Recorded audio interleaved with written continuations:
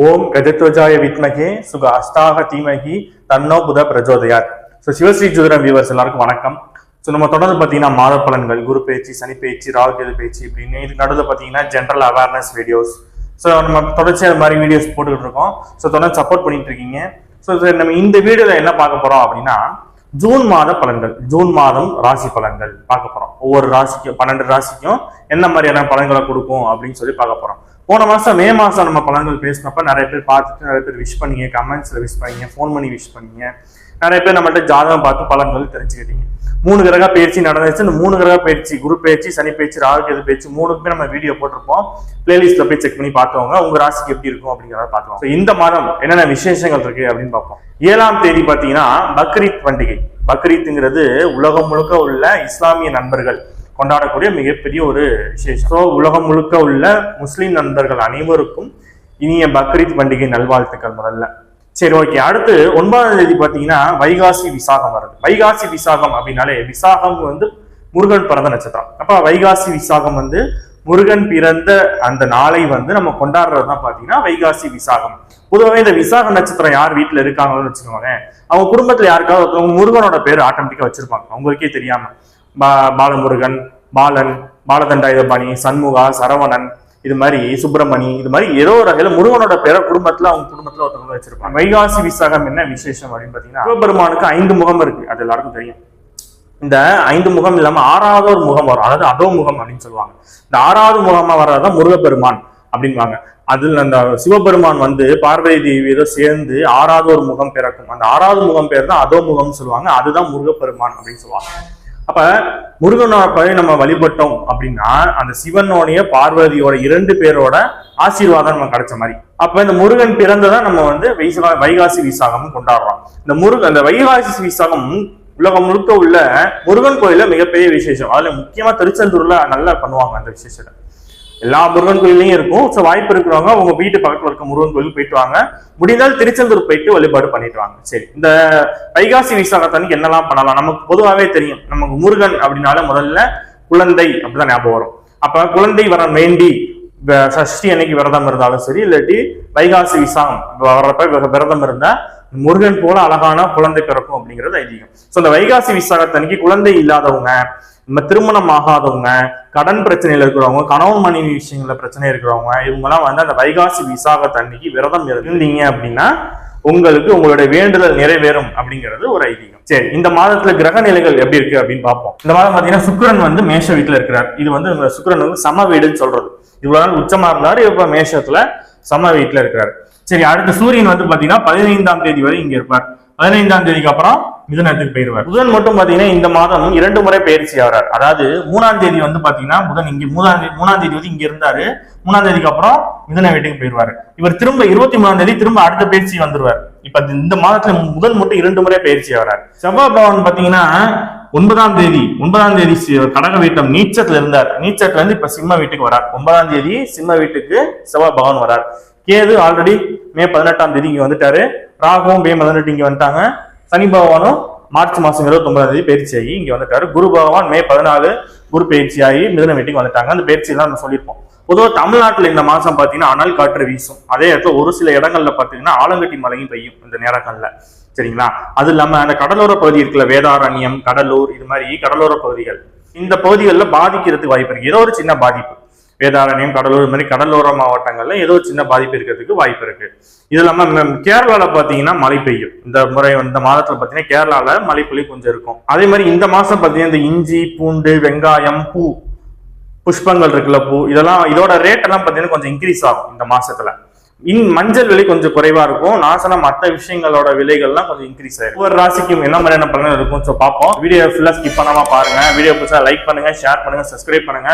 வாங்க வீடியோக்குள்ள போவோம்.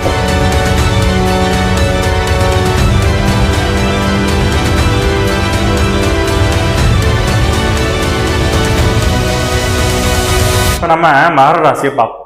மகர ராசிக்கு இந்த ஜூன் மாதம் எப்படி இருக்கும் அப்படின்னு. பொதுவாக மகரம் சனி பகவானோட வீடு. நல்ல உழைப்பாளிகளை சொல்றது.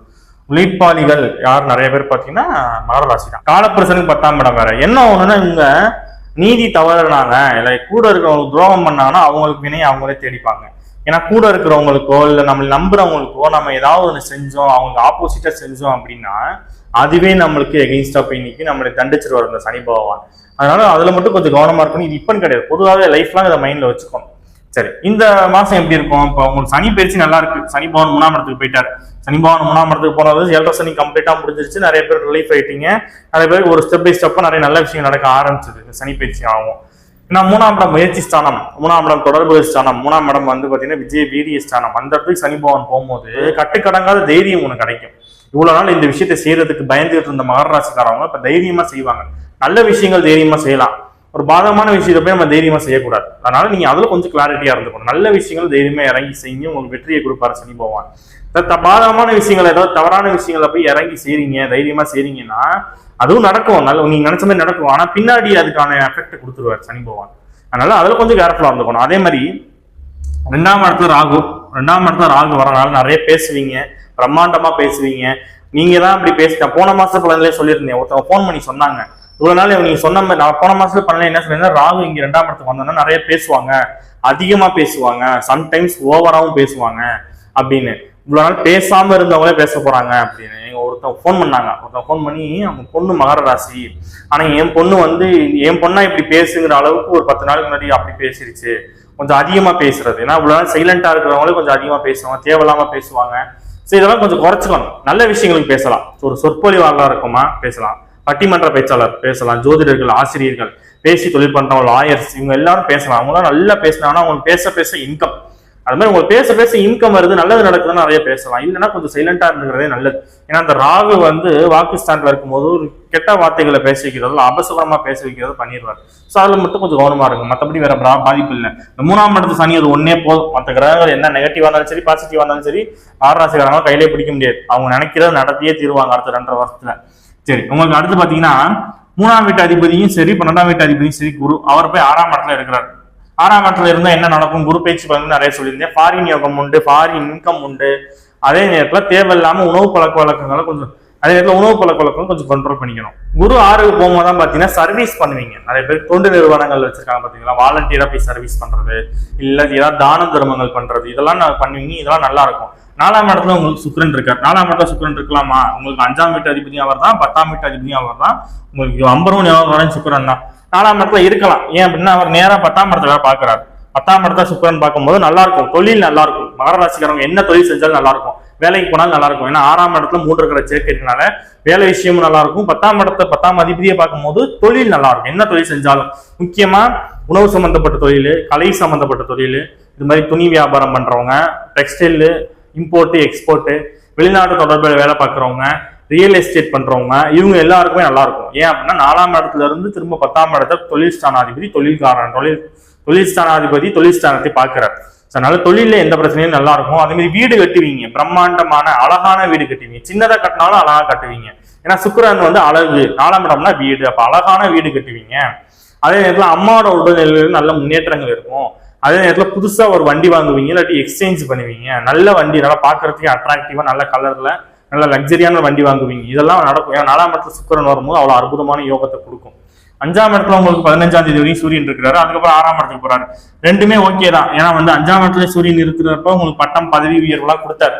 6ஆம் இடத்துக்கு போகும்போது கவர்மெண்ட் சம்பந்தப்பட்ட விஷயங்கள், நிறைய நல்ல விஷயங்கள் நடக்கும்.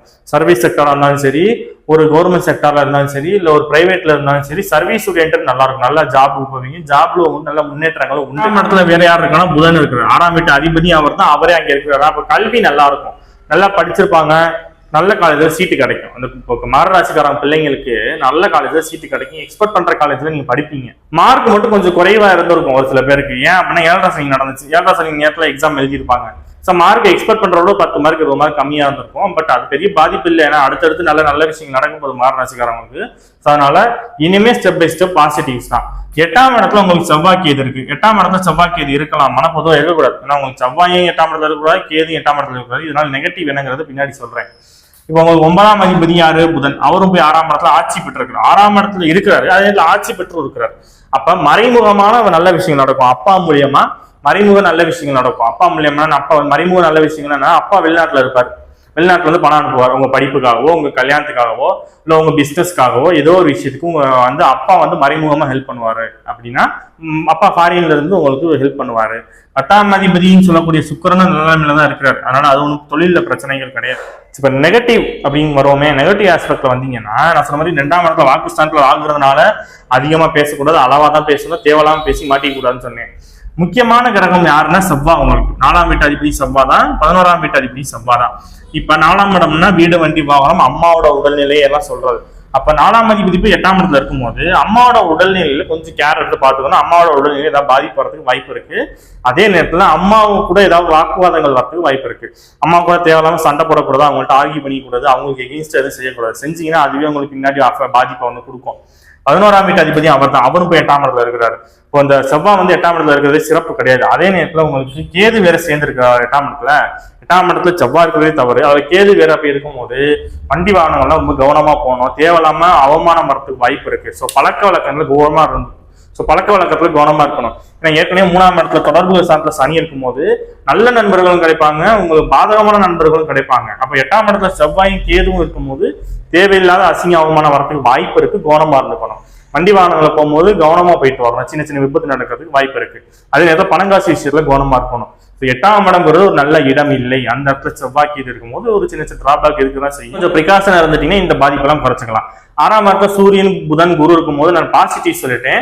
நெகட்டிவ் என்னன்னா அடிவயிற்று பகுதியில பிரச்சனை கொடுக்கும். அடிவயிற்று பகுதியில என்னன்னா பெண்களா இருந்தா அடிவயிற்று பகுதியில கொஞ்சம் கவனமா இருந்துக்கணும். யூரின் போற இடம், மோசன் போற இடங்கள்ல எல்லாம் ஏதாவது ப்ராப்ளம் வரதுக்கு வாய்ப்பு இருக்கு. ஆண்களா இருந்தா யூரின் இன்ஃபெக்ஷன் மாதிரி மர்மஸ்தானங்கள், பொதுவாக பெண்களா இருந்தாலும் சரி ஆண்களா இருந்தாலும் சரி மர்மஸ்தானங்களை கவனமா இருந்துக்கணும். தேவையில்லாத மெடிக்கல் செலவு வந்துடும் அந்த இடத்துல. அதே மாதிரி உணவு பழக்க வழக்கத்தை ஒழுங்குபடுத்திக்கணும். இதெல்லாம் நெகட்டிவ்னு சொல்றது. ராசிக்காரங்களுக்கு 29ஆம் தேதி 30ஆம் தேதி சந்திராஷ்டமம் இருக்கு. ஸோ இந்த நாட்கள்ல கொஞ்சம் கவனமா இருக்கணும். 29ஆம் தேதி 30ஆம் தேதி சந்திராஷ்டம நாட்கள்ல சந்திரனும் இங்க வந்துருவாரு. ஏற்கனவே செவ்வாய் கேதிருக்காங்க. அப்ப சந்திரன் இங்க வந்துட்டாரு அப்படின்னா நான் சொன்ன மாதிரி இந்த நெகட்டிவ் என்ன சொன்னேன் அதெல்லாம் கொஞ்சம் அதிகமாக நடக்கிறது வாய்ப்பு இருக்கும். அந்த 2 நாள் மட்டும் ரொம்ப கவனமா இருந்துக்கணும். பணக்காசு விஷயங்களா இருந்தாலும் சரி, அம்மா அப்பாட்டா இருந்தாலும் சரி, நண்பர்களா இருந்தாலும் சரி, வண்டி வாகனங்கள் போகும்போது சரி, பண விஷயங்கள் எல்லாமே கவனமா இருந்தது நல்லது. பாசிட்டிவ் விஷயம் நிறைய சொல்லிங்க. பாசிட்டிவ் விஷயங்களை ஒர்க் பண்ணுங்க. நெகட்டிவ் விஷயங்களை கொஞ்சம் கேர்ஃபுல்லா எடுத்து ஹேண்டில் பண்ணுங்க. வேற பெரிய பாதிப்புலாம் வந்துடாது. கண்டிப்பா மகர ராசிக்காரங்களுக்கு இந்த சனி பயிற்சியில இருந்து ஸ்டெப் பை ஸ்டெப்பா நிறைய நல்ல விஷயங்கள் நடந்துட்டு இருக்கு. அடுத்து நிறைய நல்ல விஷயங்கள் நடக்கும்.